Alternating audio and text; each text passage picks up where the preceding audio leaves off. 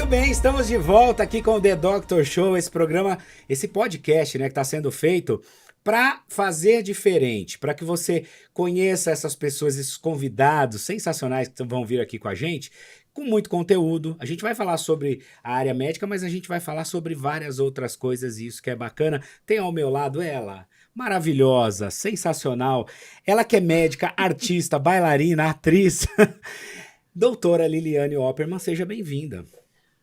Muito obrigada, Rogério. Eu estou muito feliz de poder fazer esse podcast e trazer esses médicos, porque, ao mesmo tempo, eu como paciente, eu gosto não só de saber a parte técnica do profissional, mas conhecê-lo na sua essência, me conectar com ele.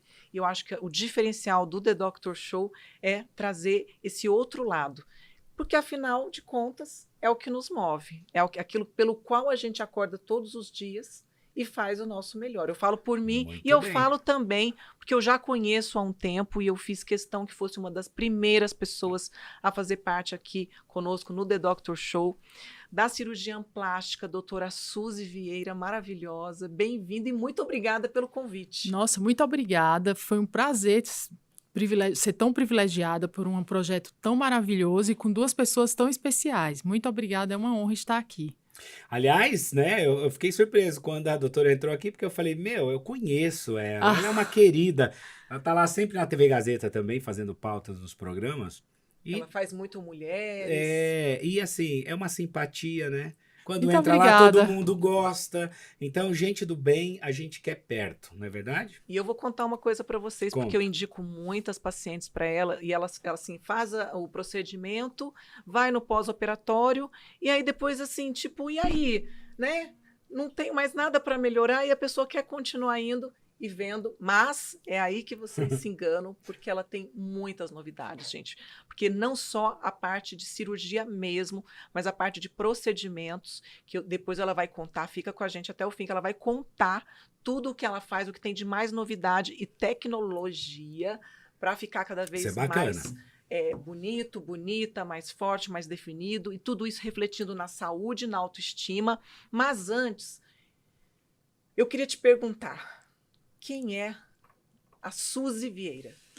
Nossa, Suzy Vieira é essa pessoa que você conhece, que gosto muito, admiro demais sua personalidade, porque eu sou muito semelhante. É claro, guardadas as devidas proporções, porque eu sou muito mais retraída, mas eu sou uma pessoa que sempre me dediquei muito ao que eu fiz, que proponho a fazer.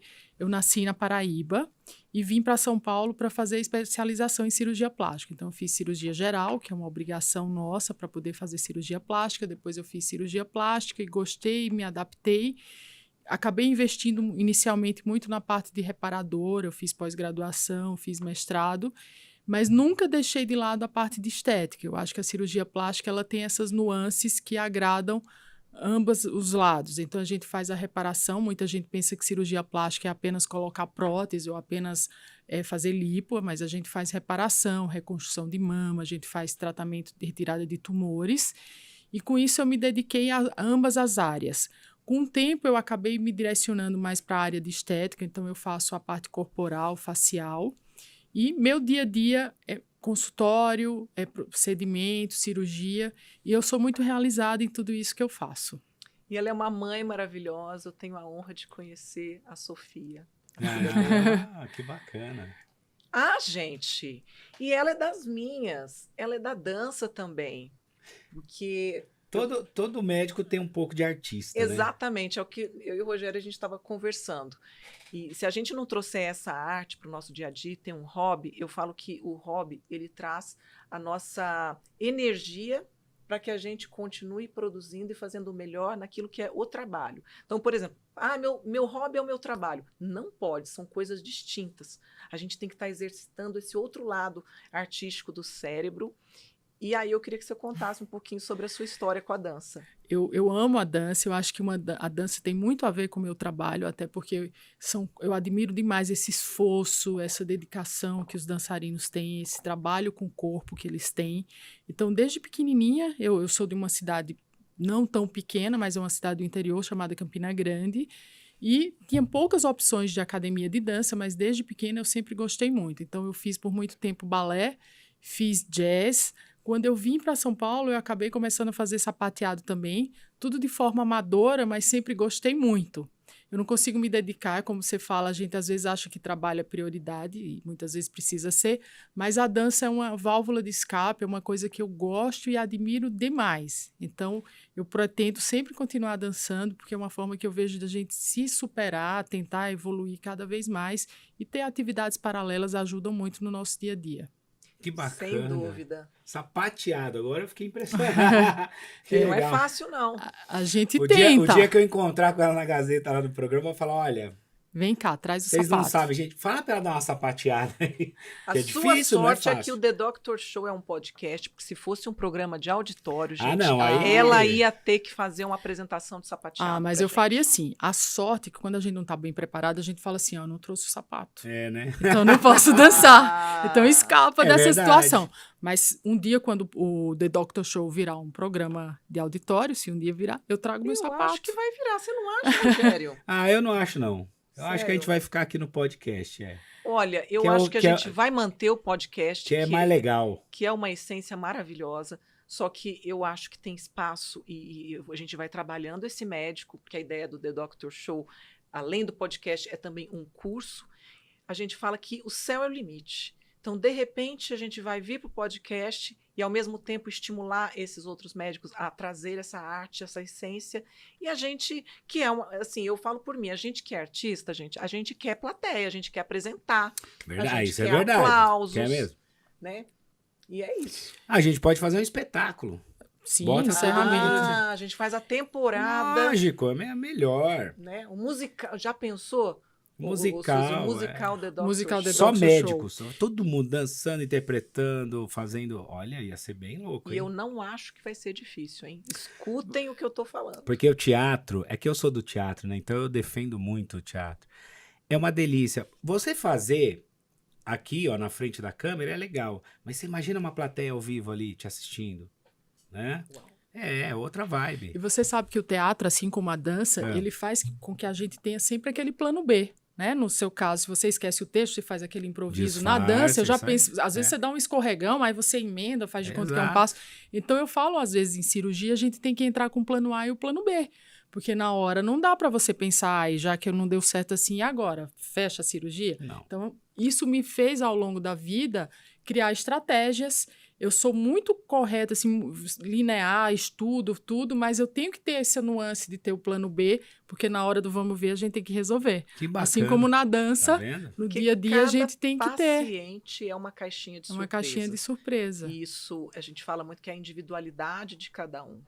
Você tem a ideia do paciente no consultório, de repente vai para a mesa de cirurgia, traz um outro elemento, existem variações anatômicas Sim. que fogem, por mais que um médico estude muito a anatomia e entenda, existem as peculiaridades de cada paciente, inclusive, você que teve a base de cirurgia, você vai poder me dizer se eu estou certa nessa minha lembrança aqui retórica. Muitas técnicas cirúrgicas vieram desses momentos que você tem que ter o plano B, Sim, e aí, a partir daquela necessidade, criou-se uma técnica. criou-se uma técnica. E muito, a cirurgia plástica, por incrível que pareça, ela evoluiu muito com as guerras. Porque foram nesses momentos que foram feitos improvisos, foram criadas técnicas para resolver situações que muitas vezes não existiam. Olha, Então, uma coisa é você resolver planejar uma cirurgia, ainda assim, a doutora Liliane tem razão. Existem as nuances que são surpresas. Daí que vem a experiência, que vai contar muito, porque você vai pensar, eu já tive uma situação semelhante e eu resolvi dessa forma. Mas realmente há situações que nos pegam de surpresa e precisa ter essa variação, essa capacidade de pensar rápido, de agir rápido e ter a experiência e o embasamento para resolver. Você falando nisso, eu lembrei de um detalhe, né? De uma questão que sempre eu ouvi. A pessoa fala assim, nossa, quando fulano sofreu um acidente e aí teve que fazer uma cirurgia plástica, ficou uma cicatriz enorme, ficou um negócio tal, não foi muito bem feito. Mas aí, você falando por esse lado, faz todo sentido. Uma coisa é você planejar, tá preparado, né? Até por conta do paciente, né? Porque tem paciente que dá um resultado melhor que o outro em Sim. relação Cicatriza, tal. resultado, a pele. Imagina quando você pega alguém ali que é no improviso, né? Exatamente. Acidentou, aí tá lá, chega com a perna pendurada, como que faz? É que existe muito esse estigma de plástica, é aquela cirurgia que deixa você com a mama grande, ou com o bumbum grande, ou com uma lipo feita, mas plástica tem muitas nuances. Então, às vezes, você não consegue chegar no seu objetivo final, mas você melhora muito. Então, os pacientes, às vezes, não ficam satisfeitos com o resultado que eles imaginavam ter. Então, cabe a nós, médicos, oferecer as possibilidades, porque nós somos um meio para conseguir chegar ali, mas a gente trabalha com o corpo humano, então tem essa nuance que você acabou de falar. O tipo de pele, a qualidade da pele. Tem gente que tem a pele mais firme, então você vai ter um resultado mais bonito. Tem gente que tem estria.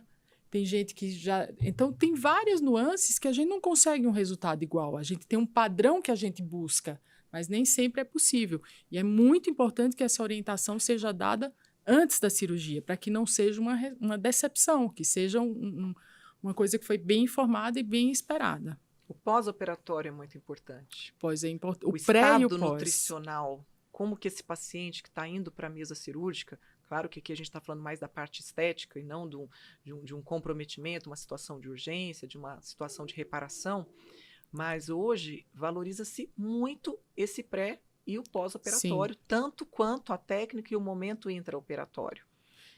Essa parceria com a nutrologia é assim de fundamental importância. Quando o paciente vem direcionado, a Liliane, de um colega, que eu vejo que ele vem bem preparado, a gente até descansa mais, porque a gente vai entender que o pós vai ser muito mais bem sucedido, o resultado vai ser alcançado de forma mais precoce. Quando é um paciente desnutrido, sem proteína, mal cuidado, então o pós se torna mais que um pós, é um pós mais uma reparação que deveria não ocorrer, porque entende-se que quem vai fazer uma cirurgia plástica estética está no melhor estado de saúde. Então, esse preparo prévio, esse acompanhamento é de fundamental importância. Você operaria uma pessoa muito estressada? Não, não é legal. Até a parte funcional dela não estará mesmo? boa e a parte psicológica muito menos. Olha isso. Até porque cirurgia demanda um pós-operatório que às vezes tem dor, limitação das suas atividades, você quer sair de casa, não pode, tá roxo, tá feio, tá inchado. Se isso tudo tá agregado a um comportamento já muito estressado, vai ser uma válvula que não vai ser legal.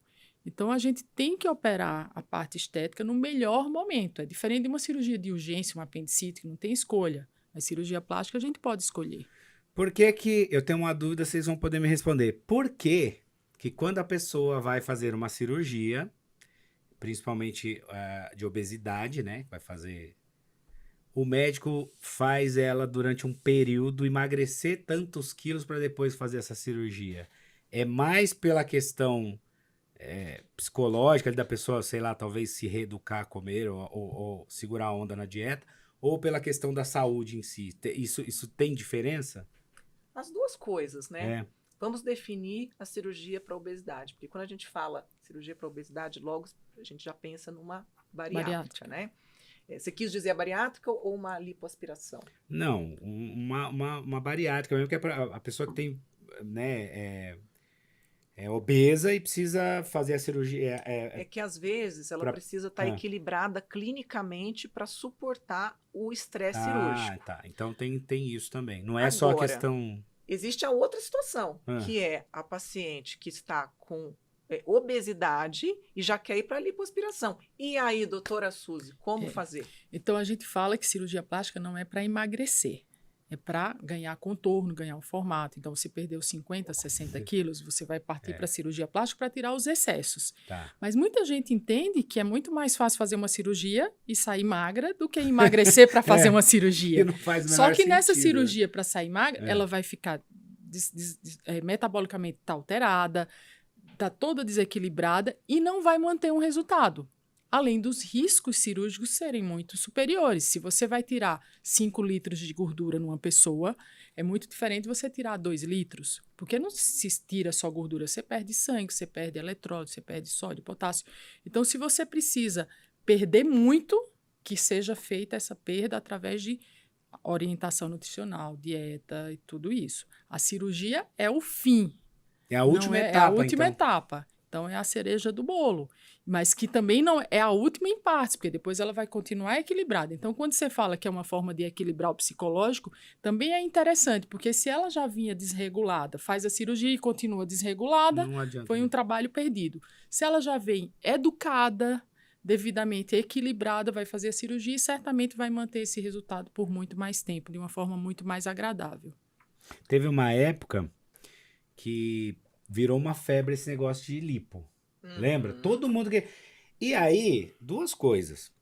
Virou uma febre, todo mundo queria fazer lipo porque A era com época essa não é ideia. agora, por acaso? Não, também, Essa mas época assim... se prolongou. mas é que agora... Agora é a lipo HD. Não, mas agora não é a lipo, agora é tudo, né? É. Teve a época que era a lipo, era a febre do momento era fazer lipoaspiração.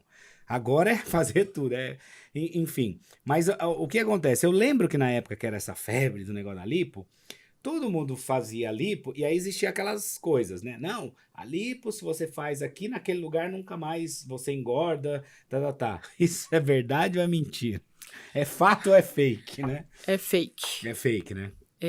A lipo é uma cirurgia que, volto a falar, não é para emagrecer. Mas no Brasil as pessoas se expõem muito, então continua no auge as lipoaspirações, desde esse momento que você falou. Então, no Brasil, as cirurgias mais realizadas na cirurgia plástica são lipoaspiração e prótese de mama. Olha. Elas sempre se revezam. Tem ano que é mais lipo, tem ano que é prótese. Por quê? Porque aqui a gente valoriza muito o corpo, as pessoas vão muito para a praia, se expõem, usam roupas mais curtas.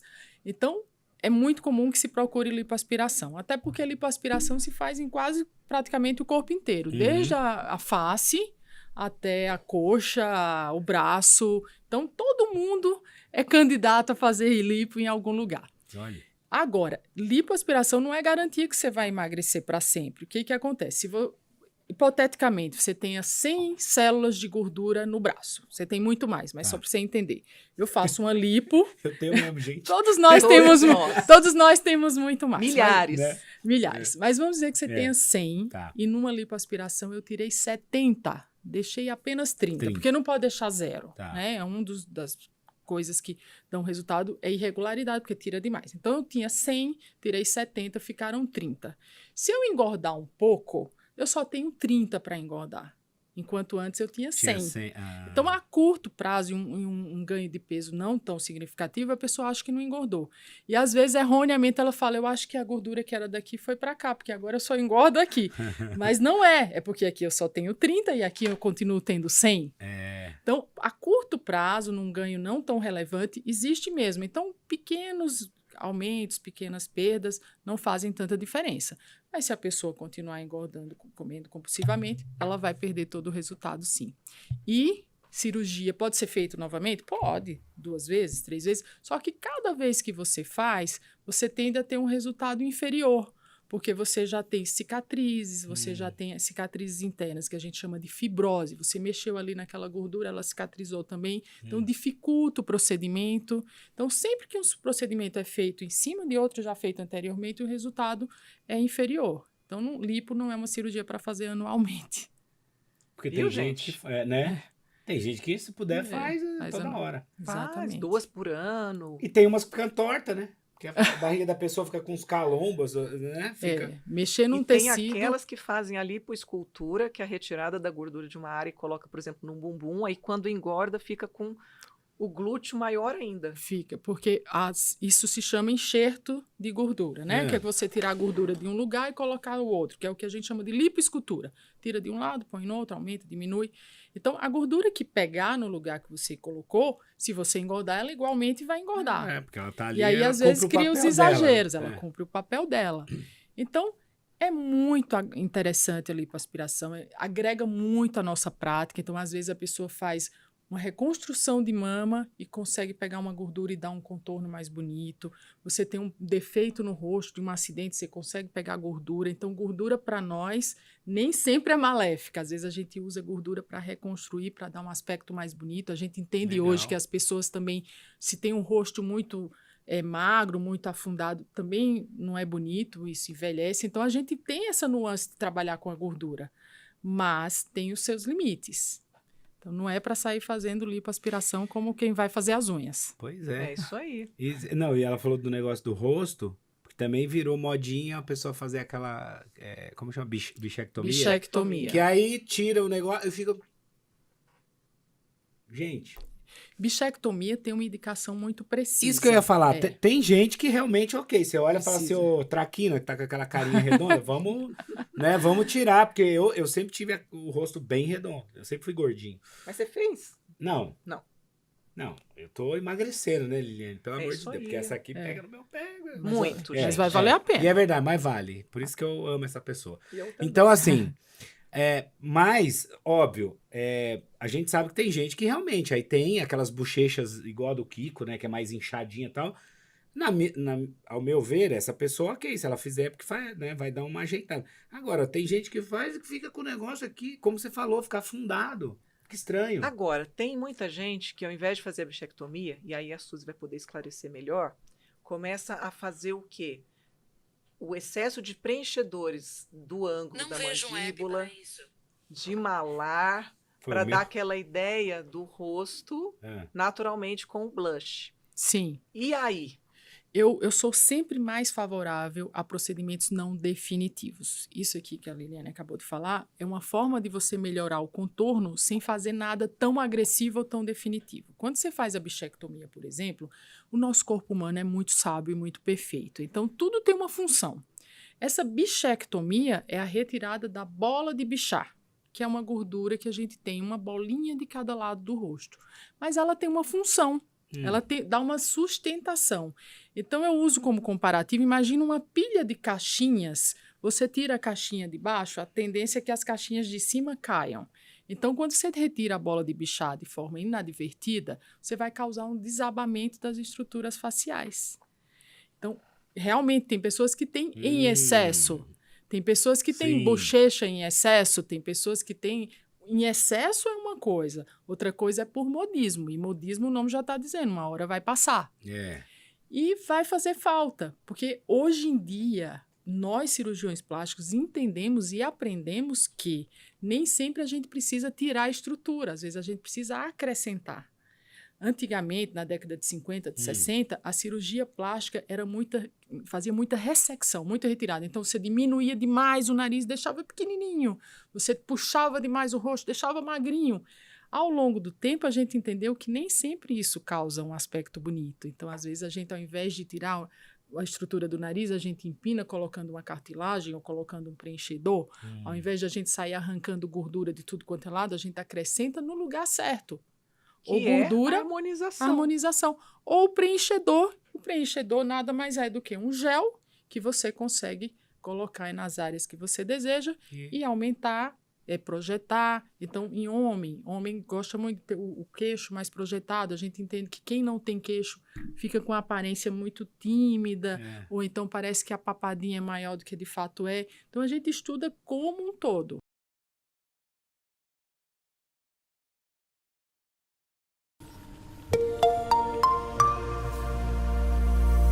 The Dr. Show está no ar, mais um começando agora, fica aí, presta bem atenção, hoje você vai assistir uma coisa diferente, né? Porque hoje nós temos aqui a nossa entrevistada que vai fazer parte de uma experiência aqui ao vivo de um pouco do que você vai encontrar no The Dr. Show, a imersão que vai acontecer logo mais e que eu tenho certeza que quem se inscrever e participar vai ter aquela chavinha que vai mudar aí de alguma forma na sua forma de comunicação, na sua vida, nos seus resultados, enfim. Agora, é claro, você vai saber de tudo isso ao longo dessa entrevista. Tem aqui ao meu lado ela, que é maravilhosa. Essa mulher tinha que ser Miss. A filha dela, inclusive, né, foi candidata a Miss, né? Foi Miss Ibirá. Pegou em 4º lugar no Miss São Paulo.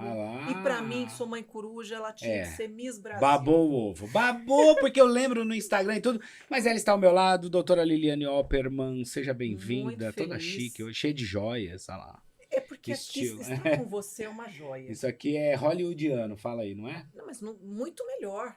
Né? Na verdade, aqui o que a gente faz, eu falo para o Rogério que essa é a novidade. Hoje é um programa diferente. Mas ao longo de todos os The Doctor Show que a gente pretende fazer, vai ter, assim, muitas novidades. Porque, assim, a cabeça não para. Eu sento com esse cara aqui no sábado, online, e a gente começa a ter ideias. E eu falei o seguinte, Rô, vai ser tão bom para os médicos que eu quero mostrar o reality da transformação que vai acontecer no The Doctor Show. E eu convidei, é claro, uma pessoa muito especial, que é a doutora Mariana Antunes, que está aqui com a gente. Bem-vinda. Obrigada. Obrigada por você estar com a gente, por você permitir colaborar aí com a sua história. E é muito engraçado, porque ela queria assim, nossa, o que eu vou falar? Eu falei, Mari, seja você. O Rogério, ele soube do que a gente ia fazer hoje. Falei, Rô, nós vamos fazer um programa diferente. E eu tenho certeza que vai ser um sucesso. Eu sinto isso. Tem coisa que não se explica. É verdade, tem coisa que não se explica, mas aqui a gente explica tudo. Doutora Mariana, você é de onde? Gente, primeiramente, obrigada. Obrigada, Liliane, pelo carinho. A apresentação dela deixa a gente até acanhada. Imagina. E foi um prazer o convite. Obrigada também, Rogério. Então, eu chamo Mariana. Deixa eu me apresentar. Você me perguntou, né, de onde eu sou. Então, deixa eu me apresentar. Eu me chamo Mariana. Estou com 27 anos hoje. Eu sou de Muriaé, Minas Gerais. Sou natural de Outra mineira. Minas. Minas Gerais. Minas Gerais é sensacional, né? Mineiro é tudo bacana, né? A gente é, Lógico. modéstia à parte, a gente é diferenciado. Você é novinha, né? Quantos anos você tem? 27. 27. Recém-feitos. Ah, ela falou Tô 27 com anos hoje. dificuldade de aceitar, mas é isso aí. Aceita que é seu. Só vai melhorar. Como Amém. diz o ditado, Mariana, aceita que dói menos. É brincadeira. É que Ai, meus ela tem 27 cara de anos. menos até do que 27, nem né? começa, ó. Não Mas tem a dinheiro, viu? Já trajetória- falo. Tá querendo me agradar? Por enquanto, Mari. Por enquanto. Agora é o seguinte, Liliane, eu quero saber o que você vai fazer com a Mariane hoje. Na verdade, eu conheço a Mari tem mais ou menos um mês. A gente se conheceu de uma forma muito inusitada. A gente estava num curso e a gente se conheceu no toalete. Estávamos lá conversando e ela me contou um pouquinho que estava em São Paulo há pouco tempo. Estava na dúvida entre fazer a especialização de cirurgia plástica ou nutrologia. Mas sabe quando uma nutróloga reconhece outra? E eu falei sem pestanejar, mas você é nutróloga. E ela ficou com aquilo, e a gente foi conversando, convidei ela para ir até a clínica, ela tem acompanhado alguns atendimentos, mas tudo isso porque eu percebi uma força de vontade, uma humildade acima de tudo, e eu me identifiquei porque eu tinha exatos 27 anos quando eu vim para São Paulo. Também vim de Minas. Cheguei aqui, meu esposo e minha filha, eu contei isso no podcast, no On The Cast. Quem quiser saber um pouquinho, depois tem como colocar o link para o pessoal ver um pouquinho da minha trajetória. A gente coloca aí o link. Então a gente se identifica. E eu gostaria muito, de lá atrás, ter um The Doctor Show para que eu fizesse o treinamento, para que me fosse direcionado, profissionais que fossem mais experientes, que entendessem, né, como é que está hoje o momento da medicina, do trabalho, com as redes sociais, enfim, cada época tendo ali os seus desafios. E eu estava exatamente montando toda a minha estratégia, todo o meu curso, todas as ferramentas e dinâmicas que eu pretendo. E eu falei, menina, vamos passar pelo processo. Você é minha convidada e a gente vai mostrar essa transformação aí no decorrer do treinamento, no decorrer aqui da nossa entrevista. Porque eu falo que dependendo do médico, gente, o paciente ele já tem que sair melhor da consulta antes de ir para a farmácia, antes de fazer qualquer procedimento. Assim como a consulta, ela já traz uma melhora para o paciente antes dele ter feito absolutamente nada. A ideia do The Doctor Show é trazer essa melhora de perspectiva na vida desse profissional, dessa profissional que está aqui na minha frente. E eu acho que muitas lágrimas hoje vão chorar aqui, Rô. Olha. Você me empresta sua blusa, Olha. me limpa a minha maquiagem, porque A gente vai pegar um lencinho, né? eu vejo a Mari, eu me vejo. E eu tô falando muito, Mari. Vamos falar um pouquinho de você. Então, conta aí pro pessoal aonde você se formou, por que você veio para São Paulo. Eu falei com a Liliane que eu não sei mentir. Então, a minha história, ela tem muitas reviravoltas e pode ser que eu me emocione mesmo. E eu falo o que vem mesmo na mente, sou muito sincera. A minha história, breve, resumida. Eu me formei em Vassouras, estado do Rio. Me formei em julho do ano passado, em junho. Recentemente fez 1 ano que eu me formei. E diferente de muitas pessoas, mas também semelhantemente a muitas pessoas também, porque medicina ainda não é um curso acessível para todo mundo que quer cursar medicina no nosso país. Eu cursei a minha faculdade com bastante dificuldade. Mas eu acho que tudo na minha vida é meio assim mesmo. E eu sou muito grata a Deus por isso.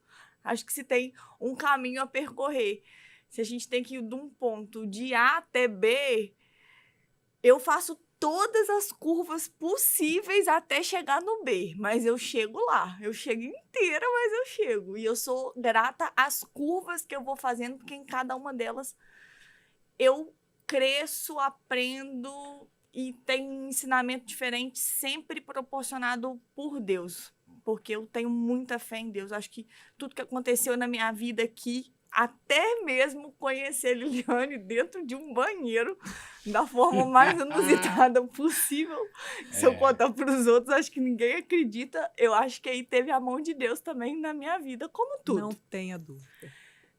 Eu me formei em Vassouras. Vassouras é uma faculdade particular de medicina no estado do Rio, é no sul fluminense, interior do estado do Rio. É uma faculdade excelente, muito bem pontuada no MEC, aquela pontuação do MEC, tudo, faculdade reconhecida.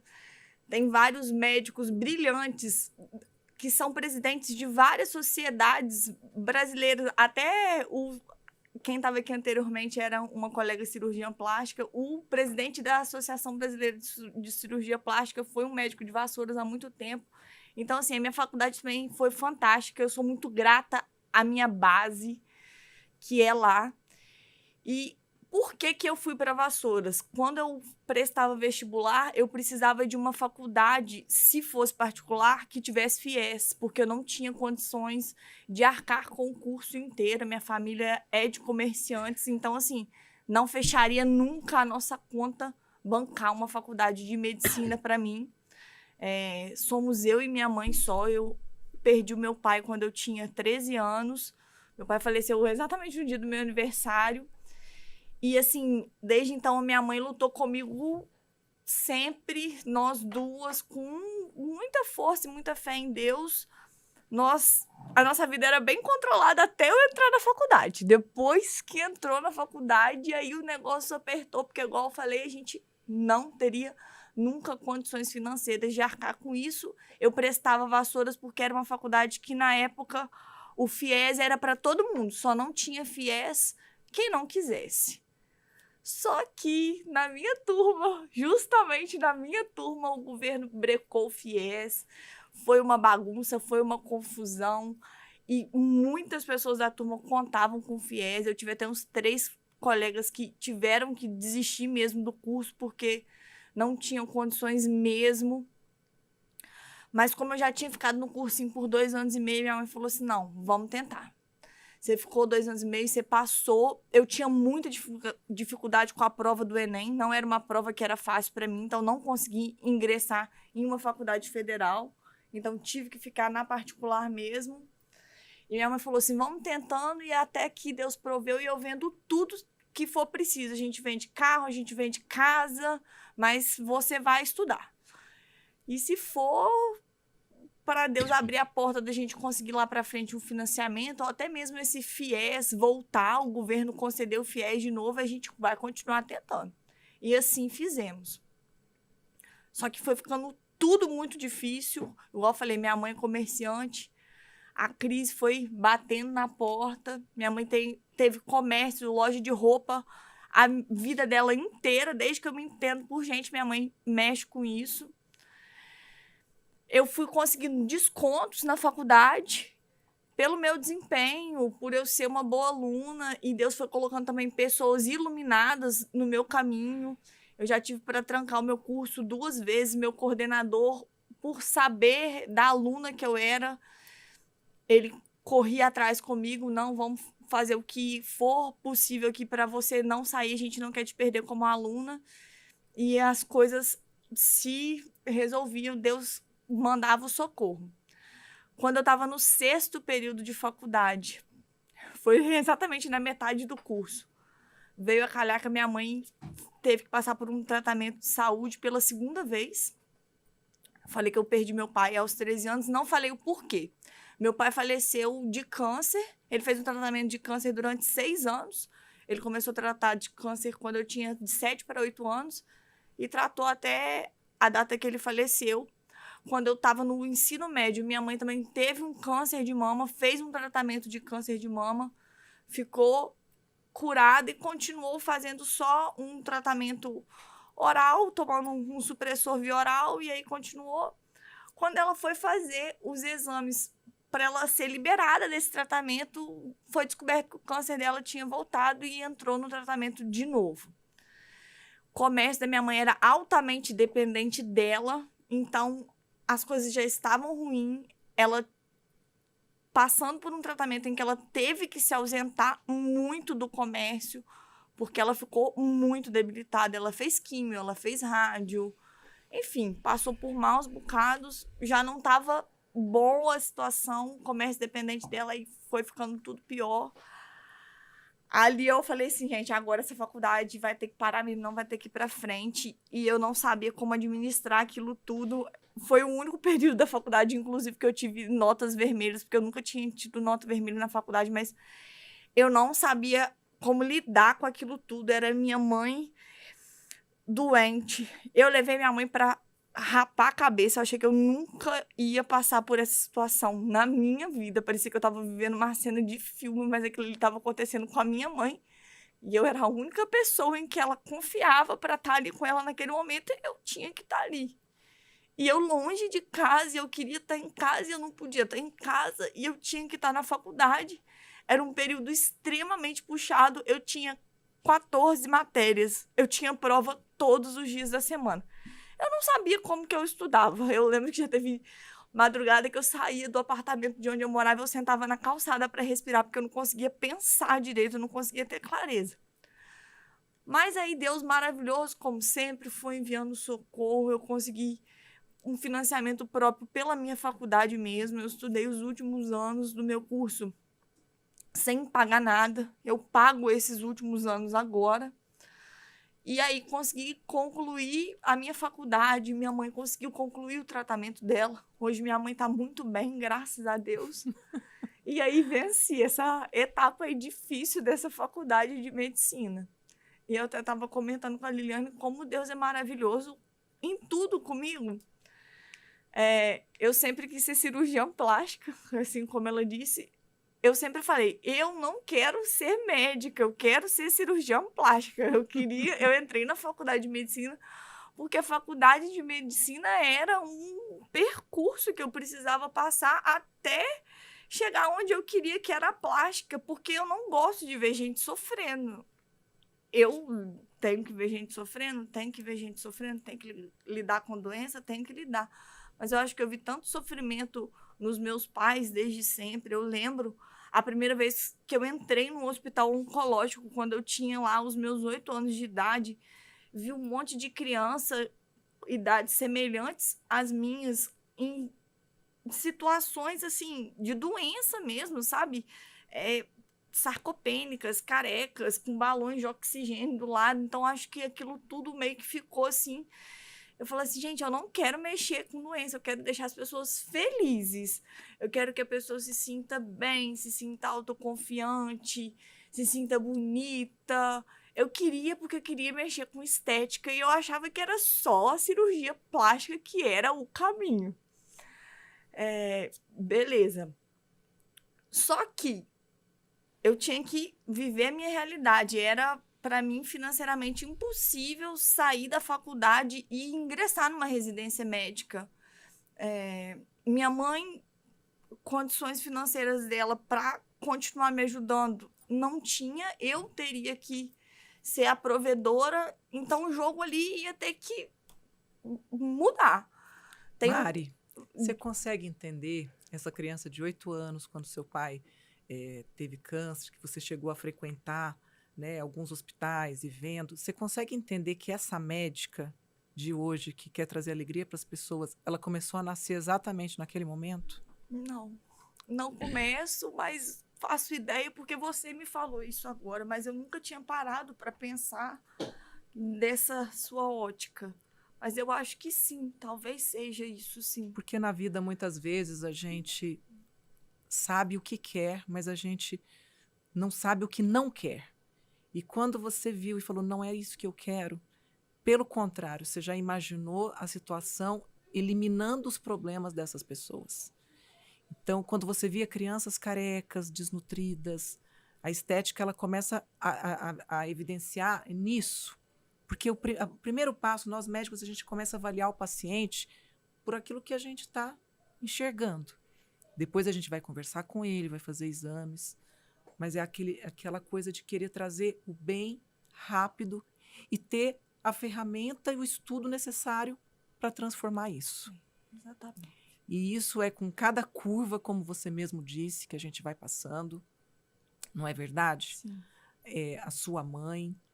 E então você pode ter certeza que essa médica que você foi atrás, fez todos os esforços, 2 anos e meio de cursinho, ela nasceu naqueles momentos que você passou por tudo isso. Verdade. Faz todo sentido. E hoje, quando você fala da cirurgia plástica, e sabendo que o bem-estar, a alegria, a saúde, tudo isso que você quis lá atrás e quer hoje, de uma forma firme, como a sua missão, trazer para essas pessoas, tem a ver com aquilo que você está fazendo exatamente hoje? Tem. Hoje eu sinto que tem. Hoje eu entendo que tem, até porque acho que você me guiou para eu ter essa ótica exatamente da forma em que você me apresentou essa ótica dessa criança de 8 anos atrás. Até falei isso com você quando a gente estava vindo para cá. Eu tenho um pavor de doença. Eu vou fazer de tudo que tiver dentro das minhas mãos, dentro dos meus recursos humanos, para eu nunca ficar doente. Eu sei que tem coisas que envolvem genética, tem coisas que são fatalidades que estão fora do nosso controle. Mas eu lembro que quando isso virou na minha cabeça, era quando eu estava no 2º período de faculdade, que eu sempre fui uma pessoa muito ansiosa e sofria muito de gastrite e de refluxo. Eu já tinha feito todos os tratamentos medicamentosos possíveis. Nunca fui obesa, sempre fui muito magra. Já cheguei até ser mais magra na balança do que eu sou hoje. E comia até pedra frita. Quem me vê comendo não me imagina, porque eu como muito bem em quantidade. Só que eu parei e pensei, gente, é o que eu como que faz o meu estômago doer tanto assim. Eu passava noites acordadas de tanta dor que eu não conseguia respirar. E aí eu parei para pensar, eu falei assim, gente, eu tô vindo de um pai que tratou um câncer, o câncer do meu pai foi de intestino reto e foi dando metástase. Uma mãe que já teve um câncer de mama, naquela vez minha mãe não tinha ficado doente pela 2ª vez ainda. Eu falei assim, cara, a minha genética não me ajuda em nada. Então, se eu não arregaçar as mangas e fizer o que tem que ser feito para eu ter saúde, eu vou viver assim, passando mal do estômago para sempre. Naquilo ali virou uma chave. Aí eu já comecei a pesquisar dieta, foi quando eu me interessei por isso ainda no começo da faculdade. Dieta, o que comer, o que não comer, o que fazia mal, o que não fazia mal. Vi as pessoas indo para academia, porque a gente sempre associa uma coisa a outra. Não, se eu vou começar a fazer dieta, eu também tenho que começar a ir à academia. Via as pessoas indo na academia, aí falava assim, gente, mas nossa, eu tenho tantos afazeres na faculdade, onde que eu vou enfiar tempo pra academia no meio disso tudo? Aí eu falava assim, não, peraí. Tem gente que tá lá no 8º período, eu tô no 2º. Se eles vão, eu também tenho que ir. Eu tenho que me organizar. Se eu me organizar, dá tempo de tudo. E aí fui instituindo esses novos hábitos na minha vida. Novos hábitos alimentares, hábitos de prática de exercício físico. Eu ia na academia sempre cedo, era sempre a primeira coisa do meu dia. O pessoal lá em Vassouras achava que eu tinha a chave da academia, porque às vezes eu era a primeira a chegar. Era 6 horas da manhã, eu tava lá para depois ter tempo de passar em casa rapidinho, já me arrumar, já ir para os compromissos da faculdade. E aí fui mudando a minha vida. Acho que essa disciplina que eu tenho em prática de exercício e na minha alimentação, que eu sou muito regrada, é aquilo dos hábitos angulares. Isso te traz disciplina para N outras áreas da sua vida. Isso te faz mais disciplinado para você estudar, para você correr atrás de uma coisa que você é inconformado na sua vida, porque tudo nessa vida você tem que arregaçar as mangas e aprender. Eu costumo dizer que a gente nasceu pelado e sem dente. Tudo que a gente conquistou até aqui, a gente teve que batalhar, aprender alguma coisa para a gente estar, né, onde é que a gente está hoje. E é interessante porque a autoridade, e nós médicos, a gente tem a obrigação de ter autoridade, porque a nossa autoridade vai fazer com que o paciente tenha adesão ao tratamento, mas o primeiro passo para se construir autoridade é você vivenciar aquilo que você prega. Seu exemplo.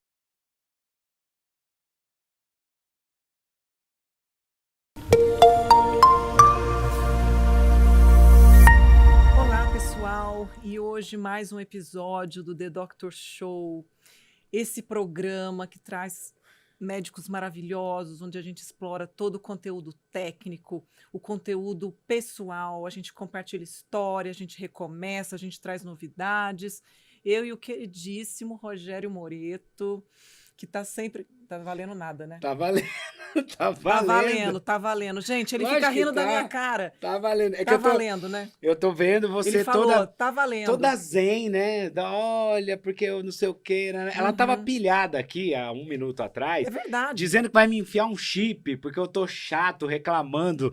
Isso Mas é verdade. é verdade, né? E falando nisso, é até bom a gente falar desse assunto, porque, por exemplo, sem perceber às vezes, a gente tá chato, a gente tá... Nada tá fazendo sentido, né? Aí a namorada, a mulher, ou vice-versa, fala assim, nossa, né? Como você tá chato, como você tá reclamando. E eu tô bem nessa fase agora. E aí eu descobri que é porque me falta Testosterona. Me falta hormônio. E a gente A tá gente vai aqui falar sobre isso. para isso, justamente um convidado, o ginecologista e obstetra, Dr. Willer Costa. Maravilhoso, bem-vindo. Obrigado, é um prazer estar aqui com vocês. Falar sobre testosterona é falar sobre a força motriz tanto do homem quanto da mulher, né, Liliane? É falar sobre a reprodução, sobre o motivo pelo qual estamos vivos e acordamos e vivemos. Não é assim? E assim caminha a humanidade. Mas hoje não vai ser só sobre testosterona, a gente vai falar sobre tudo. Um pouco de tudo. Mas antes, esquece os hormônios, Dr. Willer. Vamos falar do Willer, a trajetória, o pai, o marido, o cara que veio de Minas, porque só podia ser de lá para a gente, isso mesmo. né? Fala um pouquinho de você, da sua história com a medicina e, enfim, traz o que você quiser. Aqui no The Doctor Show, o médico que manda. Isso aí. Beleza, vamos lá. A minha história com a medicina começou, assim, eu, na verdade, antes de faculdade, de tudo, eu, na verdade, tinha aquela, com meus 15, 16 anos ali, quando a gente está já no ensino médio, eu jogava vôlei, era federado, jogava, viajava, e meu objetivo era ser jogador de vôlei de carreira, né? Falei, nossa, e tal. E conversando com minha mãe, eu falei, gente, mãe, o que você acha e tal? Ela falou, filho, com 30 anos, você jogando vôlei, você está terminando a sua carreira, né? Independente do que você fizer, vale a pena você fazer estudar, tá junto ali para poder, né, concluir uma coisa que tenha mais durabilidade. E eu amava o vôlei, mas não era realmente uma coisa. E a gente sabe que hoje no mundo do esporte você saber que ter alguém lá dentro para te colocar, né, é uma coisa que é fundamental. Então, como eu não conhecia e era uma paixão, mas eu também amava estudar, falei, vou fazer. Eu gostava muito de biológica, gostava de cuidar das pessoas, isso era uma coisa nata minha, né? E aí eu defini, comecei a fazer, prestei vestibular, passei em medicina. Na época, quando eu passei em 2 universidades, passei lá em Minas e passei no Rio, mas como eu tinha muita vontade de morar fora, né? Eu não falei pra minha mãe que eu passei em Minas. Mesmo? Como é que chama Não sua mãe? falei. Soraya. Mas hoje a dona Soraya já sabe de tudo isso, né? Já sabe. Já Ah. sabe. Tanto ela quanto a minha avó, que eram Olha. as patrocinadoras, eu falei, não, vó. E aí eu não falei, porque eu falei, se eu falar, eles vão me obrigar a ficar aqui. Aí eu deixei fechado, falei, olha, não vou. E fizemos lá, falei, mãe, a gente tem que fazer matrícula amanhã e tal. Corremos para Petrópolis, fiz em Ligeiro aí, tá Petrópolis. vendo? Fiz em Ligeiro. Petrópolis e tal. Fechamos a matrícula, quando já estava matriculado, tudo certinho. Eu falei, ó, mãe, eu também passei aqui em Belo Horizonte, eu sou de Belo Horizonte. Mas aí eu falei, não, eu queria ter essa experiência de morar fora, de ter a minha independência. Eu estava lá com 21 anos, eu entrei na faculdade com 21 anos. E no meu primeiro ano de faculdade, quando eu comecei, a primeira pessoa que eu conheci foi a pessoa que eu comecei a namorar desde o primeiro ano, né? A Luísa, que é hoje minha esposa, é pediatra, faz terapia intensiva pediátrica, né? A gente tem um filhinho. E assim, foram 6 anos de faculdade, 6 anos de relacionamento durante a faculdade. A gente não sabe o quanto que a gente sabe, a faculdade de medicina é uma faculdade que exige muito, né? Não sei se vocês sabem, mas o índice de depressão, né, entre os médicos e estudantes da medicina é muito alto, né? Sem dúvida. Na minha sala, a gente fez uma pesquisa na época, chegava a ser cerca de 60% dos alunos usavam o antidepressivo, por conta da pressão que existia, né? De você oferecer um resultado, que a gente até sabe que o médico tem essa coisa do resultado, do perfeccionismo, a pressão toda de morar fora e tal.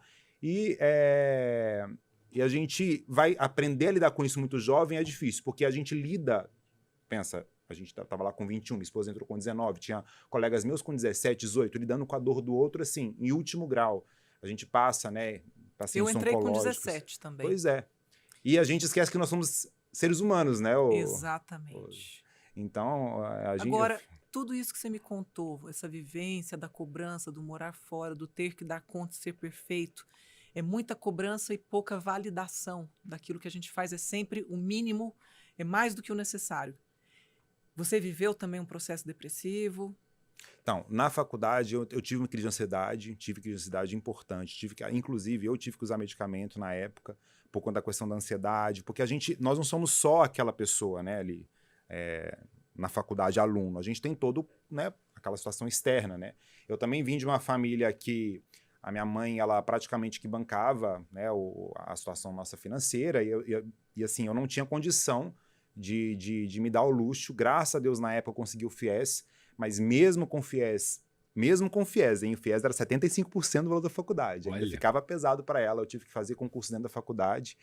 Aí passei em primeiro lugar, graças a Deus, no concurso. Fui professor na faculdade de embriologia, porque eu já gostava da parte de obstetrícia. Aí eu falei, vou dar aula de embriologia.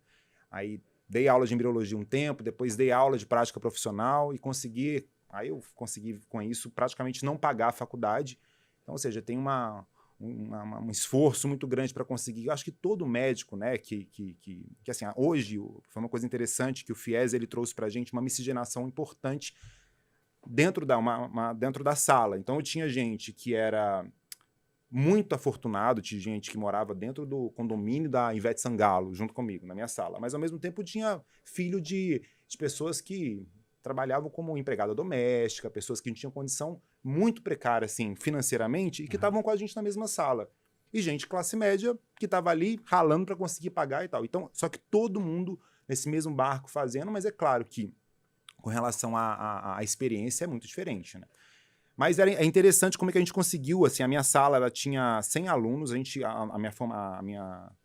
minha faculdade a gente forma anualmente, então assim, se você reprova o ano inteiro, não é o semestre. Então isso era bem complicado esse processo todo. Mas existe essa cobrança nossa. A cobrança externa, da gente ter uma vivência externa, né, de família e tal, mas a cobrança da faculdade, lidar com aquela situação toda nova, né,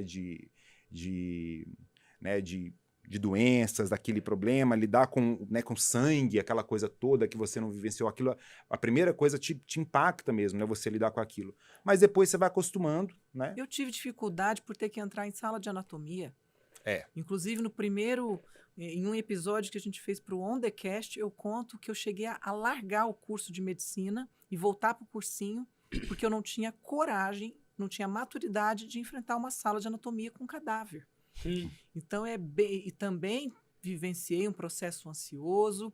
Na época, não tomei medicamento, mas foi um processo que me demandou muita busca, muita terapia, que eu sempre falo que é um dos investimentos mais válidos e que todo médico deveria fazer, porque a gente tem que se autoconhecer. Afinal de contas, a gente é aquele que cuida. Então, a gente tem que cuidar e conhecer os limites e todas as qualidades que a gente tem. E a terapia, ela proporciona muito isso. Mas voltando, lá na sua faculdade, Isso. além da cobrança, o que mais colaborou aí para o seu processo ansioso? Então, é todo esse processo de que eu sempre tinha, desde o terceiro ano de faculdade, eu cansei muito daquela postura, assim, de uma medicina de medicamento, de tratamento de doença.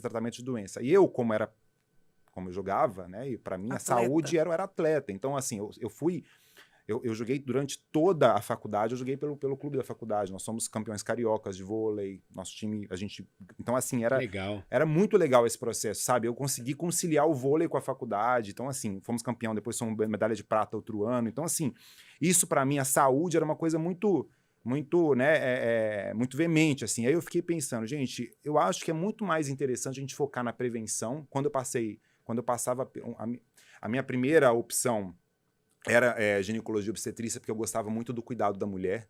Eu acho que a mulher, ela trabalha muito mais com prevenção do que o homem. O homem vai para o médico quando já está, assim, quase em estado paliativo, cuidado paliativo.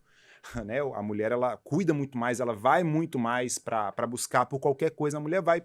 Eu tenho um paciente que vem para mim simplesmente para conversar. Doutor, eu conversei, eu já estou ótima. Já melhorei o meu problema, que eu precisava conversar. Então, a gente é terapeuta, a gente...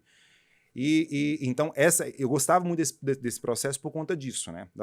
Eu cresci com a minha irmã, com a minha avó, com a minha mãe, pessoas, então eu sabia lidar com esse traquejo, que eu sabia que a mulher, ela precisava disso. Mas... Você acha que nesse momento nasceu o ginecologista? Esse momento que você teve muito ali a sua irmã, essa família com essa dominância feminina? Sim. Foi isso que começou a construir Sim. o ginecologista maravilhoso e obstetra que você é hoje? Eu acho que assim, a minha mãe, como eu te falei, é uma pessoa muito forte, ela cuidou da gente, né? Meu pai, eles se separaram, era muito cedo, né? Quando tinha uns 4 anos. Minha mãe era uma pessoa muito forte na nossa família, aquela pessoa, né, que tal. Minha irmã também, eu tenho uma irmã, e tem minha avó, que praticamente fez essa função meio que paterna para, né, de ajudar financeiramente e tal. Então, a figura feminina para mim não é um problema, não foi um problema de como, por exemplo, eu não tenho dificuldade de falar sobre, por exemplo, sexualidade com uma paciente, entendeu? Eu vou deixando ela ter liberdade. É claro que assim, eu deixo muito ela ter a liberdade de uma busca mais... de ela falar passivamente, mas se eu achar que precisa de uma coisa, eu vou ativamente. Falo, mas você acha que isso aqui é uma questão para ir tirando dela aquilo? E as pacientes com isso vão quebrando o gelo, sabe? Então, acho facilitou que... e muito. Facilitou, né, e muito a convivência feminina. Verdade. E a gente vê que isso é uma verdade. As mulheres, elas têm esse conceito de fazer o exame preventivo, de ir uma vez ao ano ao ginecologista, e a gente vê os homens que vão, a gente tem que trazer na orelha, né? Sim. Né? Assim, os homens, a gente tem que, sabe, laçar assim, puxar para vir, né? Se cuidar mais. Mas tá mudando. Eu sinto que tá, assim, existindo uma consciência maior. Eu falo que sempre existiu o Outubro Rosa e de pouco tempo para cá tem o Novembro Azul. Mas que interessante. E seu pai, vocês tiveram um bom relacionamento na infância? Então, aí foi um problema, porque assim, meu padrasto, que foi a pessoa que cuidou da gente, foi uma pessoa muito presente. Então, assim, o processo da paternidade para mim foi um pouco complexo por conta dessa ausência da figura paterna pai, né? Meu nome, me chamo Willer Costa Faria Júnior, porque meu pai é Willer Costa Faria. Mas eu não tive tanto contato com ele, assim. Ele é vivo? Eu fiquei sabendo que ele faleceu no terceiro ano de faculdade. E ele já tinha falecido há 1 ano, entendeu? Isso foi um pouco complexo, assim, pra mim, assim. Tipo, né, lidar com essa coisa, mas foi uma pessoa bem ausente, assim, no meu... A lembrança que você tem dele é de que idade? A última vez, eu acho que eu tinha uns 8 anos, mais ou menos, quando ele me ligava durante o meu aniversário e depois nunca mais, assim. Mas eu acho que existe, né? Mas isso foi um processo. Então, esse daí também foi uma questão que criava essa questão ansiosa, porque é diferente, né? Você lidar com...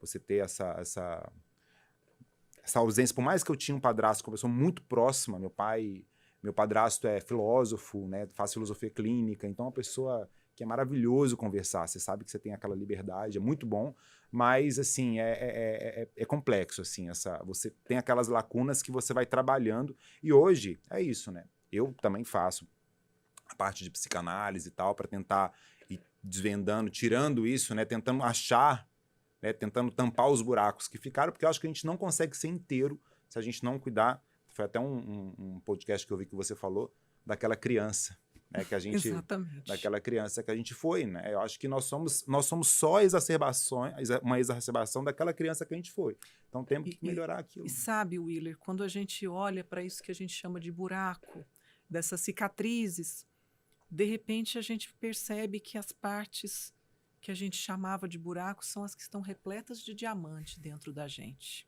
Exatamente. É isso aí. Sigam ele, @doutor, que é dr.willer, com W, _ Costa.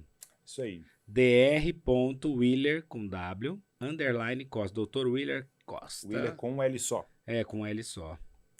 Nome gringo, né? Willer. É isso Willer. Doutora Liliane, qual que é o seu Instagram, doutora Liliane? É @ Doutora doutora por extenso Liliane, só. É doutora Liliane. Daí ela fala, doutora por extenso. A pessoa vai procurando, doutora por extenso. Não, é porque não é o DRA. É. Gente, foi sensacional.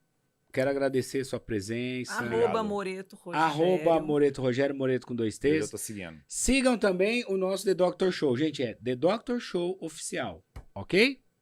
Ou é ponto oficial? Nem lembro. The Doctor Show Oficial. Siga lá. Semana que vem estaremos de volta com mais um bate-papo, uma entrevista. Mandem e sugestões, isso, mandem perguntas. E quem quiser fazer um dos procedimentos é só procurar o Dr. Willer lá na clínica com a Liliane, que vocês vão ser felizes. Isso aí? É isso aí. Muito obrigada. Obrigado, doutora. Vamos fazer um próximo. É, eu acho, hein? E que dia que é o laser? Dia 2 de agosto, primeira semana de agosto. 2 de Primeira, agosto. É isso aí. é isso aí. Todo mês uma data, sempre a atualizar. Uhum. Não é verdade? E eu queria agradecer a Liliane pela oportunidade de poder trabalhar na sua clínica, pelas portas que você abriu para mim, né, para poder oferecer esse trabalho para as pacientes, assim, né, eu acho que a gente realmente não tem como agradecer por estar aqui também no The Doctor, né, eu sei que você escolhe a dedo as pessoas que estão aqui, então obrigado pelo empréstimo que você teve comigo, tá? Você é merecedor É isso aí. de tudo isso. Então, beleza. Sensacional. Eu já gostei Obrigado. dele, que ele tem um topete Tá lá. vendo? né? Igual o seu, ó. Tá Gente, quase. tamo junto até semana que vem. Valeu, Tchau, bem. tchau.